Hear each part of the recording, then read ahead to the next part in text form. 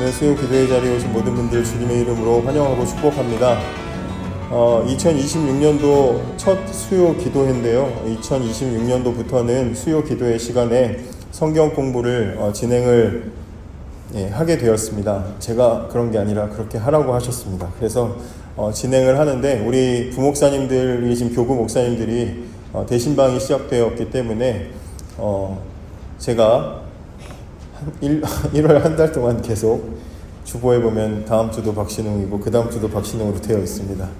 복 주셔서 감사합니다. 그래서 오늘 이렇게 자료를 유인물로 만들어 드렸습니다. 글씨가 좀 잘 보이시는지 모르겠습니다. 최대한 이렇게 잘 보일 수 있도록 이제 앞으로 말씀해 주시면 개선해 나가도록 하겠습니다. 성경 공부 교재 하나를 정해 주셔서 제가 이제 이번 주에는 거기 있는 질문을 그대로 옮겨다가 적었습니다. 적고 저도 준비하면서 말이 좀 약간 이상한데 우리나라 말이 아닌 것 같은데 약간 이런 느낌도 있습니다. 그래서 시간이 지나면서 좀 말을 좀 더 언어를 쉽게 순화해서 바꾸어 나가도록 하겠습니다. 성경 공부 형식으로 진행되기 때문에 답을 잘 보시면서 답안을 이렇게 체크해 가시면서 보시면 더 좋을 것 같습니다. 이 시간이 저와 여러분에게 유익한 시간이 되기를 바랍니다. 몇 번의 시간을 통해서 우리가 함께 살펴볼 주제는 그리스도인의 온전함입니다. 온전함. 우리가 온전한 사람, 이렇게 온전하다는 이야기를 하면 완벽하다라는 이미지를 가지고 단어를 생각합니다. 그래서 흠이 없고 실수하지 않는 사람, 이런 사람들을 떠올리게 됩니다. 그래서 그리스도인에게 온전함, 이런 말은 굉장히 우리를 부담스럽게 만듭니다. 그래서 내가 조금이라도 잘못하고, 내가 조금이라도 기도 생활을 못하고, 내가 조금이라도 세상을 조금 더 그 세상 쪽을 향해서 이렇게 좀 나아가고 그러면 나는 온전하지 못했다. 그리고 좌절하고 절망합니다.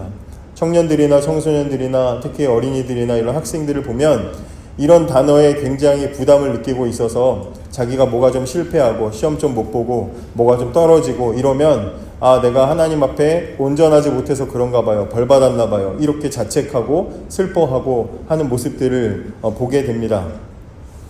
그런데 이 온전함이라는 주제에 대해서 에베소서 4장 13절에 보면 사도 바울은 다르게 설명을 하고 있습니다. 그 유인물에 나와 있는데 함께 읽어보겠습니다. 우리가 다 하나님의 아들을 믿는 것과 아는 일에 하나가 되어 온전한 사람을 이루어 그리스도의 장성한 분량이 충만한 데까지 이르리니. 바울은 온전한 사람을 얘기하는데 그 온전한 사람을 완성된 사람으로 말하는 게 아니라 그리스도의 장성한 분량까지 되어가는, 이르러져 가는, 만들어져 가는, 완성되어져 가는 그런 존재로 과정을 담아서 표현을 하고 있습니다.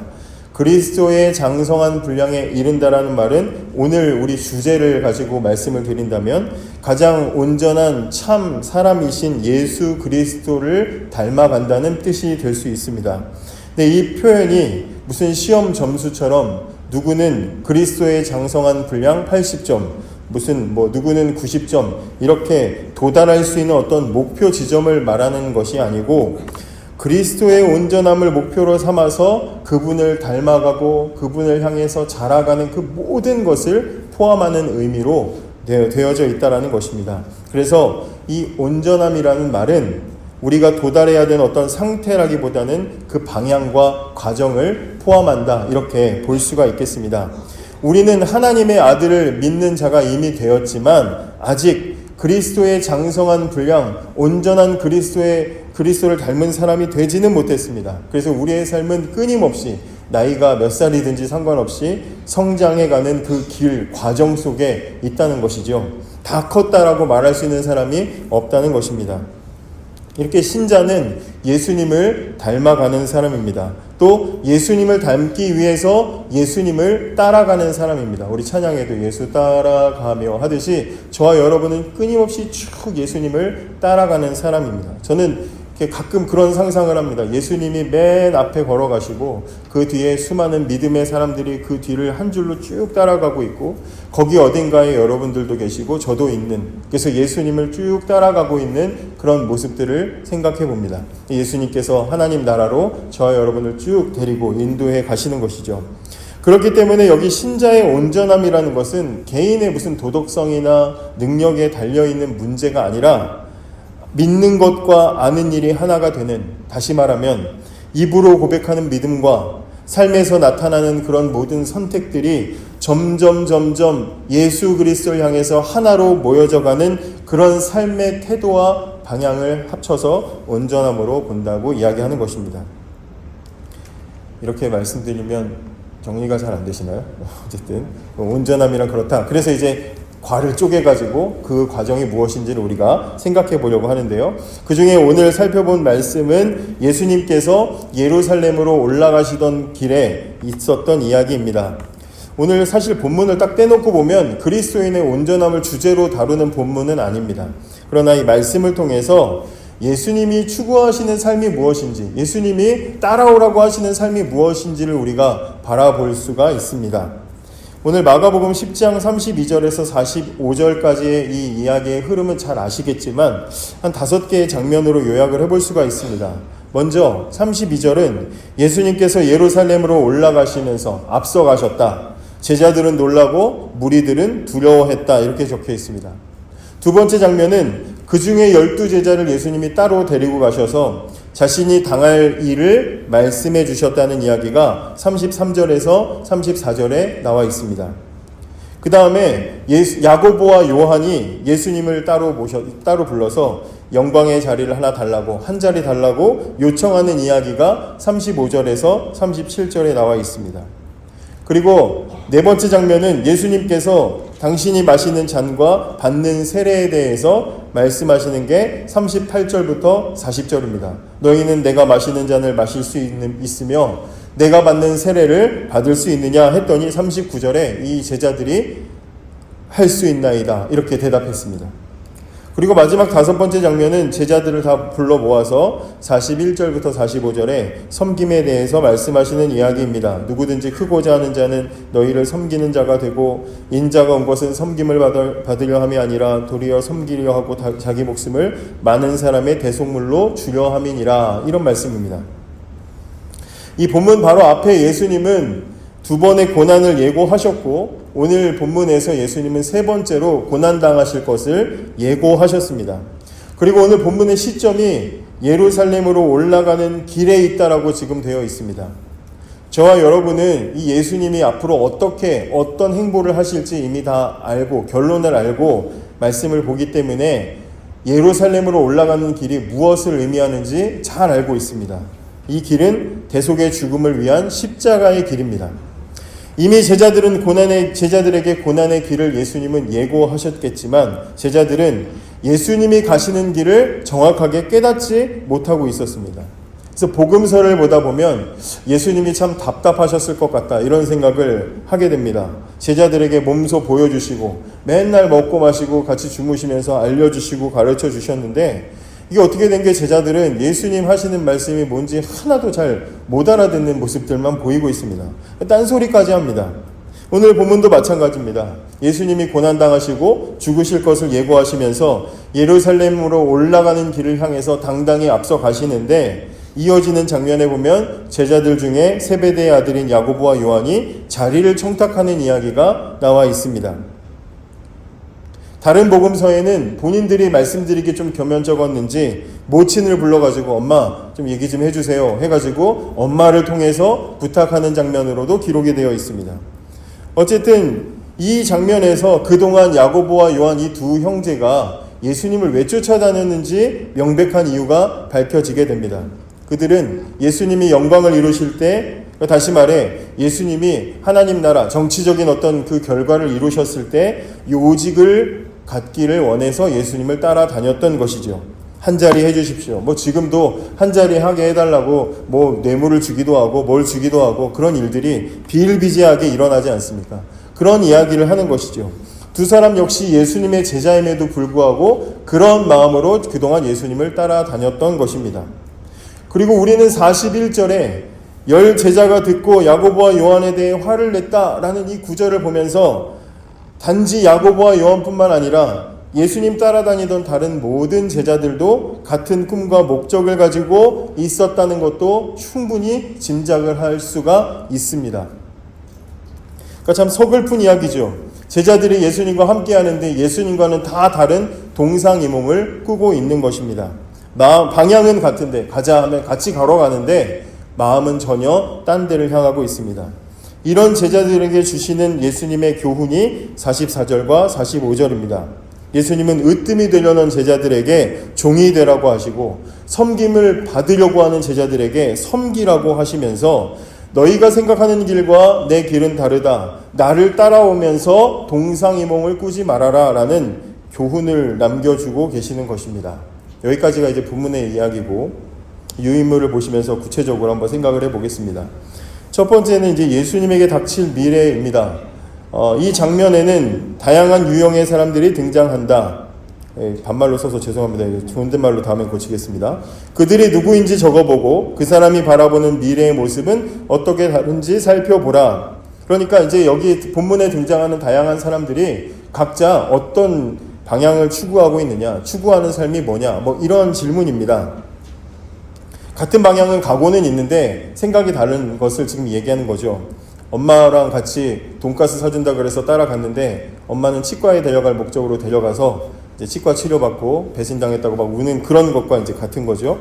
예수님의 제자들이 나오고 예수님이 나오고 예수님을 따르는 무리들이 나오는데 예수님이 지금 바라보고 추구하는 예수님의 앞길은 뭡니까? 앞으로 닥칠 고난과 죽음을 분명히 아시고 오늘 본문에 보면 앞장서서 가셨다. 억지로 끌려가시는 게 아니라 담대하게 고난의 길인 것을 아시고도 그 길을 향해서 걸어가셨다. 예수님은 지금 그렇게 자신의 이 앞으로 다가올 미래를 향해서 걸어가십니다. 제자들은 어떻게 따라갔습니까? 앞에서 말씀드린 대로 지금 제자들이 어떤 속셈으로 따라가는지 우리가 알고 있죠. 제자들은 여전히 메시아의 왕국과 영광과 성공을 기대하면서 지금 따라가고 있습니다. 무리들도 아마 비슷한 기대를 가지고 따라갔을 것입니다. 그리고 예수님이 하시는 급작스러운 오늘 본문에 갑작스러운 이런 모습들을 보면서 두려움과 불안을 느꼈을 것입니다. 같은 길을 향해서 예루살렘으로 가고 있는데 앞으로 벌어질 미래에 대한 시선은 전혀 달랐다. 이후에 전개되는 본문에서 이제 그게 확실하게 드러나게 됩니다. 2번 보시면 32절을 보면 예수님의 제자들은 놀랐고 뒤따라가는 사람들은 두려워하였다라고 하는데 그들이 각각 그런 감정을 느끼게 된 이유는 무엇이라고 생각하는가 이렇게 묻고 있습니다. 예수님이 앞장서 가시니까 제자들이 깜짝 놀랐습니다. 제자들이 왜 놀랐다고 생각하십니까? 우리가 좀 가까운데 이렇게 있으면 제가 질문도 하고 소리를 들을 텐데 제자들은 왜 놀랐을까요? 예수님 막 앞장서서 가시는데 제자들은 왜 놀랐을까요? 그들이 기대했던 것과는 예수님이 지금 전혀 다르게 행보를 보이고 있기 때문에 지금 놀랐을 것입니다. 제자들이 기대했던 것은 메시아가 승리와 영광의 길을 가는 것인데 예수님은 지금 고난의 길이라고 해놓고 거기를 향해서 막 달려가고 계십니다. 당시에 예수님은 유대 종교 지도자들에 의해서 아주 그들에게 미움을 받는 그런 상태였습니다. 근데 그런 종교 지도자들, 대제사장들이 제일 많이 모여있는 곳이 어디입니까? 예루살렘이죠. 근데 그 예루살렘을 향해서 예수님이 담대하게 막 앞장서서 걸어가시니까 이거 왜 이러지? 왜 이렇게 급진적으로 가시는 것이지? 하고 불안한 마음을 갖게 되는 것이죠. 무슨 사자굴을 향해서 막 걸어가는 것처럼 거침없이 나아가는 것을 보면서 야, 얼마나 부딪힐까? 또 얼마나 사건 사고가 일어날까 하는 불안한 마음을 갖게 되는 것입니다. 함께하는 무리들도 크게 다르지 않을 것 같습니다. 함께하는 무리들은 그 안에서 예수가 저렇게 지나가고 저렇게 예루살렘으로 들어가게 되면 어떤 충돌이 있을 것이며 그러면 또 지금 우리를 지배하고 있는 이 로마 정부를 어떻게 건드릴 것이며 어떤 일이 벌어질까 하는 두려운 마음들을 가지고 불안해하고 두려워하는 것입니다. 이제 세 번째 질문이 이렇습니다. 만약 여러분이 그 자리에 있었다면 33절, 34절과 같은 예수님의 말씀에 어떻게 반응했겠는가? 33절, 34절이 뭡니까? 인자가 대제사장들과 서기관들에게 넘겨짐에 그들이 죽이기로 결의하고 이방인들에게 넘겨주겠고 그들은 능욕하며 침뱉으며 채찍질하고 죽일 것이나 그는 3일 만에 살아나리라. 이 말씀을 우리가 예수님 계시는 현장에 앞으로 어떻게 될지도 모르는 이 불안한 상황에 들었다면 그러면 우리는 어떻게 반응했겠을까라는 것입니다. 이 질문에는 답이 따로 없습니다. 우리가 스스로 점검하면서 대답하시면 됩니다. 저도 생각해보면 제자들과 별반 다르지 않을 것이다. 저는 그렇게 생각해 봅니다. 제가 그 자리에 있었다면 저도 놀랐을 것이고 두려웠을 겁니다. 도대체 이분 따라가면 잘 될 것 같았는데 뭐 먹을 것도 걱정 없고 그냥 아픈 사람도 그냥 다 낫게 해주고 그냥 이분만 따라가면 다 이기고 핑크빛 미래를 막 꿈꾸면서 야, 이 동아줄 잘 붙들어야지 하고 따라갔을 건데 예수님이 갑자기 나 죽는다 3번이나 말씀하시고 그 무서운 무시무시한 예루살렘을 향해서 막 거침없이 나아가실 때 야, 이거 썩은 동아줄은 아닌가 하면서 마음에 불안함과 갈등이 있었을 것 같습니다. 예수님 하시는 모든 일들은 항상 우리의 생각과 기대를 뒤엎고 흔들어 버리는 것을 보게 됩니다. 그 과정을 통해서 우리가 더 온전해지는 것이죠.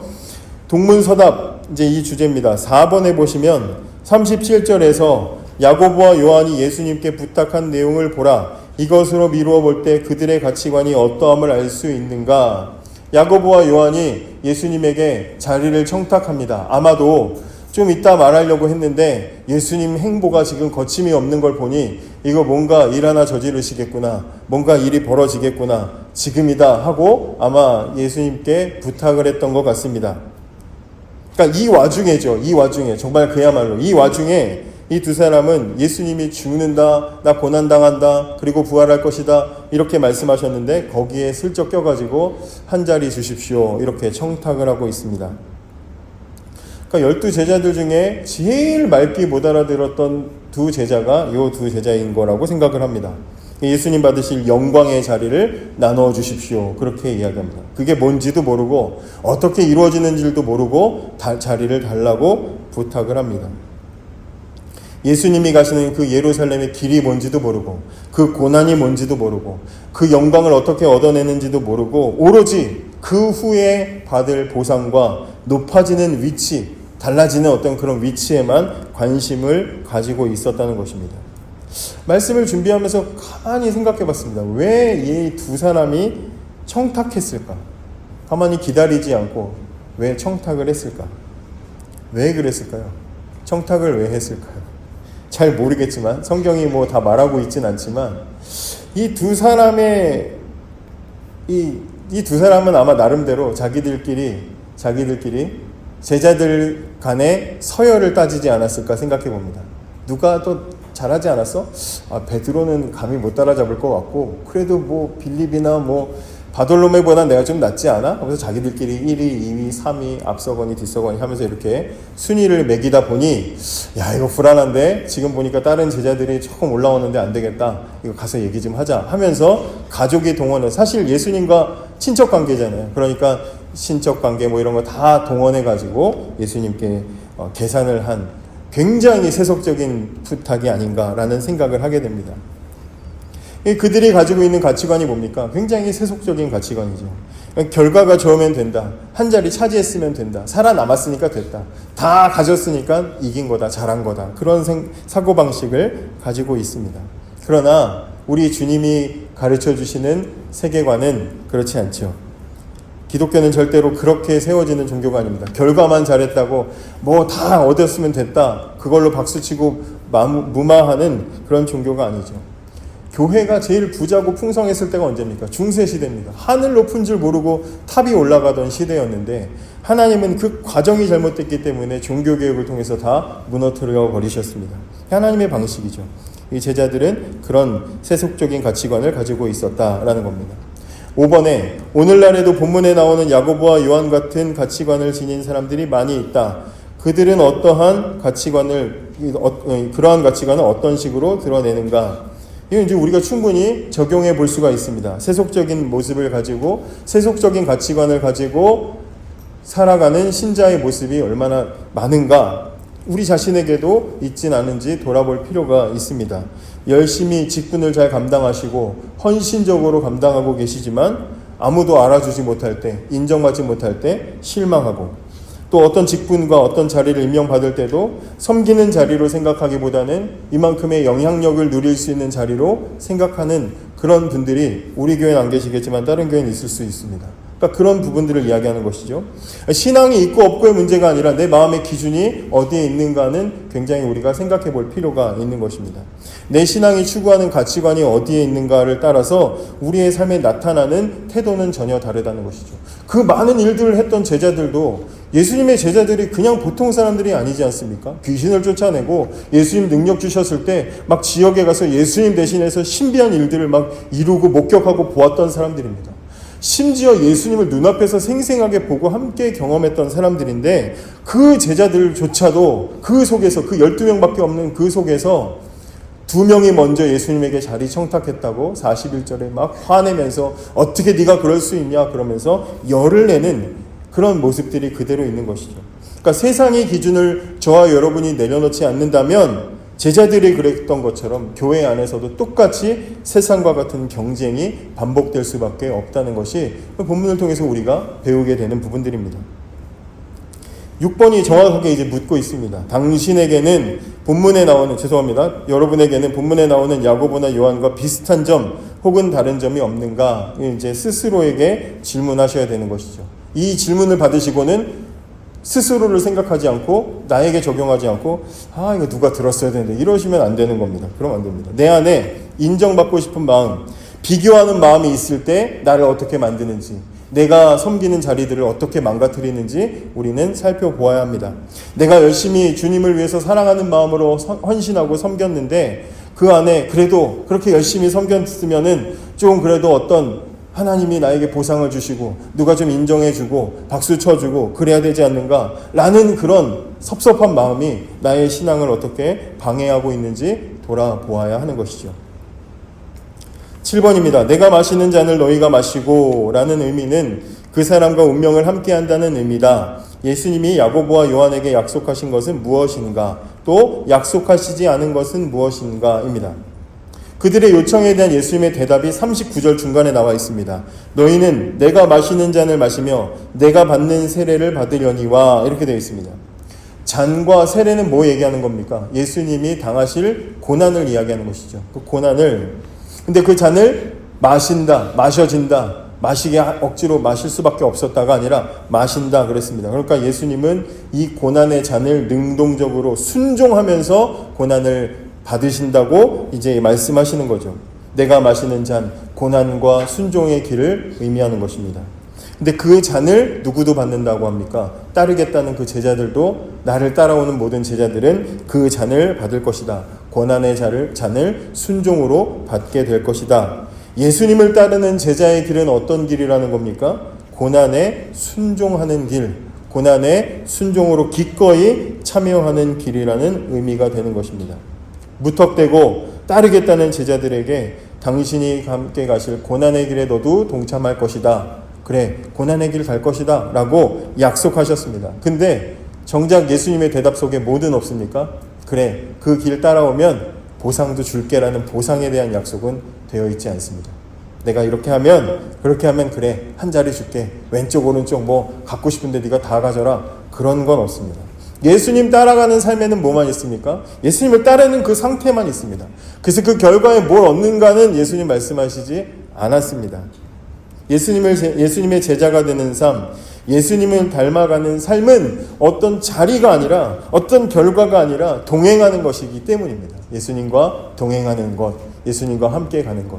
저와 여러분은 그렇기 때문에 행복한 사람입니다. 예수님과 동행하고 있기 때문에 행복합니다. 어떤 자리가 없어도, 화려한 뭐가 없어도, 결과가 없어도, 선물로 무슨 보상을 받지 않아도 우리는 행복할 수밖에 없습니다. 왜냐하면 예수님과 함께 고난을 받고 그 길을 걸어가고 있기 때문입니다. 위대함의 역설 8번 42에서 45절에 나오는 예수님의 말씀을 다시 한번 읽어보라. 우리가 보통 생각하는 위대함과 예수님이 생각하시는 위대함은 어떻게 다른가? 42절부터 43절 보시면 이방인의 집권자들이 그들을 임의로 주관하고 그 고관들이 그들에게 권세를 부리며 이렇게 말씀하고 있습니다. 여기 이 세상에서는 지배하는 능력, 통제하는 능력, 지금도 막 미국 대통령의 그 능력이 보이잖아요. 그러면 야 대단하다. 통제하고 지배하는 것을 능력으로 세상은 삼고 있지만 예수님은 낮아지는 것, 섬기는 것으로 위대함을 드러내신다라고 말씀하고 있습니다. 특히 여기에 이방인 집권자들이라고 하는 이 말 앞에 한글 개혁판에는 소위라는 단어가 붙어 있습니다. 도쿤데스라고 하는 소위라는 단어인데 이건 뭐냐면 그렇게 믿는, 그렇게 생각하는 이런 뜻입니다. 그러니까 세상이 통제하고 짓누르고 장악해가지고 드러내는 그 세상의 권력은 사실은 뭡니까? 그런 줄을 알고 있는 권력입니다. 사실은 아무것도 아닌데 그런 줄 소위 생각하고 있는 그런 권력입니다. 외형적으로는 자신들이 다 차지하고 좌지우지하는 것처럼 보이지만 그러나 실제로 하나님 앞에서는 아무것도 아닌 것이 세상에 보여지는 권위고 세상의 위대함입니다. 근데 하나님은 어떻습니까? 어떤 것이 하나님 앞에서 높을 수가 있고 하나님보다 위대할 수가 있습니까? 어떤 권력이 하나님보다 더 강할 수가 있습니까? 그렇기 때문에 진짜 위대한 권력, 진짜 위대함은 무엇이냐면 하나님 앞에서 그 권위를, 하나님의 권위를 인정하고 창조의 질서를 인정하고 겸손하게 자신을 낮추고 하나님을 높일 때 거기에 위대함이 나타나는 것이다. 예수님이 가르쳐 주시는 메시지는 바로 거기에 있는 것이죠. 9번, 예수님은 당시 지도자들의 일반적인 유형을 언급하시고 나서 너희끼리는 그렇게 해선 안 된다라고 단언하셨다. 하지만 우리는 일상생활 속에서 여전히 세상 지도자들과 같은 태도를 취하려는 유혹을 받는다. 여러분의 경우는 어떠한가? 이렇게 묻습니다. 우리도 이런 생각을 늘 경계해야 합니다. 예수님의 제자들이 서로 시기, 질투하는 것을 오늘 본문에 보는 것처럼 예수님 믿는다고 해서 이 생각이 사라지지 않습니다. 우리 얼마나 예수님을 믿으면 바로 그 순간에 갑자기 싹 착해지고 그냥 마음이 싹 가라엎어져가지고 그냥 뭐 세상에 어떤 자극에도 그냥 편안하게 그렇게 온유하게 인자하게 대하면 얼마나 좋습니까? 근데 그러지 않습니다. 그대로 성격도 그대로고 그냥 안에는 그대로 남아 있습니다. 그러니까 우리가 이걸 바꾸는 예수님 부지런히 따라가는 우리의 삶의 수고가 반드시 요구된다는 것이죠. 이런 가치관이 바뀌지 않으면 교회는 교회인데 교회 안에서도 세상처럼 경쟁하고 싸우고 높은 자리에 올라가서 대접받으려고 하고 수고했다고 인정받으려고 하고 겸손하게 뒤로 물러나기보다는 앞에 서서 큰 소리를 내려는 마음이 사라지지 않는 것입니다. 그러므로 이런 세속적인 유혹을 받지 않도록 우리가 해야 될 것은 뭡니까? 그리스도께 집중하는 것입니다. 예수께 집중하는 것입니다. 모든 성도들이 성령 충만함 가운데 오직 예수만을 바라보며 교회가 함께하는 것, 함께 모이고 함께 예배하는 것 자체로 기쁘고 감사해 할 때 그 안에 만족과 보람을 느낄 때 거기에 하나님 주시는 정말 위대함이 있는 것이죠. 이렇게 말씀을 드리면 그런 교회가 어디 있냐 이렇게 혹시 생각하실 수 있을지 모릅니다. 불가능하다. 그런 게 어디 있어? 그렇게 생각할 수도 있습니다. 그런데 놀랍게도 세상에는 그런 교회가 존재합니다. 어디일까요? 화평교회 이렇게 대답하면 좋겠지만 사도행전 2장에 보면 초대교회가 바로 그런 교회였습니다. 제가 이제 너무 길어서 싫진 않았는데 사도행전 2장 44절과 47절에 보면 믿는 사람이 다 함께 있어 모든 물건을 서로 통용하고 재산과 소유를 팔아 각 사람의 필요를 따라 나눠주며 날마다 마음을 같이하여 성전에 모이기를 힘쓰고 집에서 떡을 떼며 기쁨과 순전한 마음으로 음식을 먹고 하나님을 찬미하며 온 백성에게 칭송받았다. 같은 이야기가 사도행전 4장 32절에는 믿는 무리가 한 마음과 한 뜻이 되어 모든 물건을 서로 통용하고 자기 재물을 조금이라도 자기 것이라 하는 이가 하나도 없더라. 사도들이 큰 권능으로 주 예수의 부활을 증언하니 무리가 큰 은혜를 받아 그 중에 가난한 사람이 없으니 이는 밭과 집 있는 자는 팔아 그 판 것의 값을 가져다가 사도들의 발 앞에 두매 그들이 각 사람의 필요를 따라 나누어 줌이라. 이렇게 되어 있습니다. 여러분 초대교회는 그런 교회였다 이 말이죠. 내 거 더 가지려고 내가 더 인정받고 내 자리 차지하고 인정받지 않으면 난 여기 있지 않을 거라고 자기의 능력을 내세우는 그런 공동체가 아니라 그냥 모여서 믿는 사람들이 함께 모이고 함께 말씀을 나누는 것만으로도 즐겁고 감사해서 모이기에 힘쓰는 공동체. 저는 이 말씀을 이렇게 묵상할 때 그 중에 가난한 사람이 없고 왜 이 사람들은 자꾸 자기들의 물질을 나눴을까? 왜 그렇게 나눴을까? 말씀을 묵상하다가 알게 된 게 뭐냐면 이 당시에 초대교회의 성도들 중에 대부분은 하루 벌어 하루 먹고 살아야 되는 가난하고 종들인 사람들인데, 말씀은 날마다 말씀이 주어지는데 말씀 듣는 자리에 이 사람들이 매일 나올 수가 없는 겁니다. 말씀을 들어야 되지만 부양해야 되는 가족이 있고 먹고 살아야 되니까 없는 거죠. 그래서 조금 더 있는 사람들, 넉넉한 사람들이 자신의 것을 내놓아서 그들에게 말씀 듣는 자리를 빠지지 말고 나올 수 있도록, 이거 가지고 먹고 말씀 듣는 자리에 빠지지 말고 나올 수 있도록 그들을 권하기 위해서 자신들의 재물을 내놓은 것은 아닌가. 여러분, 이런 공동체가 이 땅에 존재했다라는 것이죠. 이 속에도 왜 갈등이 없었겠습니까? 이 속에도 소위 말하는 섭섭마귀가 왜 없었겠습니까? 그런데 성도 개개인이 성령 충만함으로 예수 그리스도만 바라보고 한 마음과 한 뜻을 품었더니 온 교회가 이렇게 말도 안 되는 것처럼 비정상적으로 보이는 하나가 되는, 눈 씻고 찾아볼 수 없는 그런 공동체로 세워지는 역사가 일어났다라고 성경이 우리에게 증언하고 있는 것입니다. 그러므로 우리의 신앙은 무엇을 더 얻을까에 초점을 두는 것이 아니라 부르신 은혜를 어떻게 누리고 나눌 것인가에 초점을 두고 살아야 한다라는 교훈을 얻을 수 있게 되는 것입니다. 10번, 예수님은 43절 45절의 위대함에 대한 새로운 정의를 제시하셨다. 예수님과의 삶과 사역으로 생각해 볼 때 그분은 어떻게 이 정의를 몸소 살아내셨는가. 어려운 주제 같은데 간단하게 우리가 생각해 보면 예수님이니까 그렇게 사셨겠지, 이렇게 보는 것이 아니라 예수님이 이 땅에서 그렇게 사실 수 있었던 이유는 당신이 누군지 정확하게 아셨기 때문이죠. 아버지가 뜻하신 것이 무엇인지를 알았고 당신이 누구인지를 정확하게 알았기 때문입니다.